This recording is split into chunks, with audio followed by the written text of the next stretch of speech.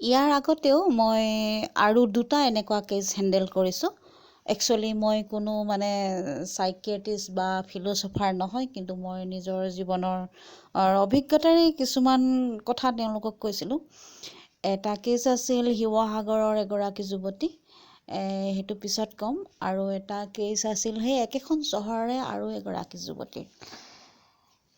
তেওঁৰ মাক নাছিল আৰু ঘৰত কিবা কিবি অসুবিধা আছিল, আৰু সেইকাৰণে তেওঁৰ মনত সেইটো এটেম্প চলি থাকে।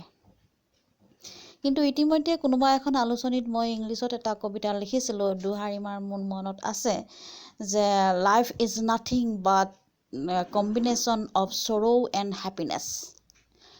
আৰু এইটো কবিতা তেওঁ পঢ়িছিল। এই কবিতাটো পঢ়ি পিনে তেওঁ এদিন চুচুক চামাককৈ মোক ক'ৰবাত লগ পাই আগবাঢ়ি আহি ক'লে, বাইদেউ আপোনাৰ লগত মই কিছু কথা পাতিবলৈ আছে। আচ্ছা, মই ক'লোঁ হ'ব দিয়া, কথা পাতিম। তাৰপিছত লাহেকৈ অকণমান আচুতীয়া জাগালৈ লৈ গ'লোঁ। তাৰ হাতত আছিল সেই আলোচনীখনৰ পেজটো উলিয়াই ক'লে যে বাইদেউ আপুনি কবিতাটো মোক ভালকৈ বুজাই দিয়কচোন। মইতো আচৰিত হ'লোঁ যে আলোচনীখনত মই লিখা কবিতাটো তাই হাতত লৈ ঘূৰি ফুৰিছে মোক বিচাৰি। কথাষাৰ গম পালোঁ যে তেওঁ কেইবাদিনো মোক বিচাৰিছে, ক'ৰবাত পাওঁ নেকি, আৰু সিদিনা হঠাতে মানে নাটকীয়ভাৱে মোক পাই গ'ল। তাৰপিছত মই কথাষাৰ বুজাই দিলোঁ যে কিয় মই এই কথাষাৰ লিখিছোঁ, যে মানুহে ভাবে জীৱনত অকল সুখেই থাকিব লাগে, সুখেই থাকিব লাগে। কিন্তু সুখ তেতিয়াহে হ'ব যেতিয়া আমাৰ দুখ থাকে। দুখ নাথাকিলে আমি সুখৰ একো ভেলু বুজি নাপাওঁ, আৰু তেতিয়া আমি সুখ কি বুজি নাপাওঁ। দুখ থাকিলেহে মানুহৰ সুখ থাকে, নহ'লে সুখ কি ভেলু নাথাকে। আৰু তাইৰ কথাখিনি মই চব শুনি লৈ পিছত ক'লোঁ যে চোৱা, তুমি মা নথকা মানুহ অকল তুমিয়ে নহয়, পৃথিৱীত বহুতৰে মা নাই। মোৰো দেউতা মই সৰু হৈ থাকোঁতেই ঢুকাইছিল, কিন্তু মই কেতিয়াও ছুইচাইড এটেম্প লোৱা নাছিলোঁ। অথবা আৰু বহুত মানুহ দেখিছোঁ যে অনাথ আশ্ৰমবিলাকত আমি দেখিছোঁ যে তেওঁলোকৰ মা বাবা কোন চিনিয়ে নাপায়। বহুত পৃথিৱীত মানুহ পাম কাৰোবাৰ মা নাই, বাবা নাই। আৰু মা বাবা নাই কাৰণেই যে আমি ছুইচাইড কৰিম তেনে নহয়। তো মা বাবা থাকিলে আমাৰ জীৱনটো সুবিধা হয়, কথাটো ঠিক। কিন্তু মা বাবা নথকাকৈ যদি আমি জীৱনটো তেনেকুৱা সুবিধাময় কৰি তুলিব পাৰোঁ, সেইটোহে আমাৰ জীৱনৰ ক্ৰেডিট। যদি আমি ক্ৰেডিট দেখুৱাব বিচাৰোঁ, নিজৰ জীৱনক লৈ ক্ৰেডিট দেখুৱাব লাগে, যে জীৱনৰ সমস্যাক কেনেকৈ আমি অতিক্ৰম কৰিছোঁ। আৰু আমাৰ দুখ থাকিবই, দুখ অকল তোমাৰেই নহয়, দুখ মোৰো আছে, দুখ ইজনৰো আছে। পৃথিৱীত আমি এনেকুৱা এজন মানুহ যদি মানে আমি চাওঁ, সকলোকে সুধি পুচি ছাৰ্ভে কৰি চাওঁ যে কাৰ দুখ নাই।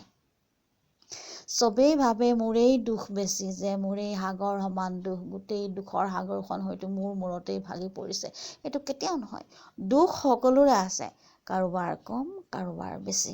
আৰু কোনোবাই সেই দুখটোক খুব বেছি খুচৰি থাকে।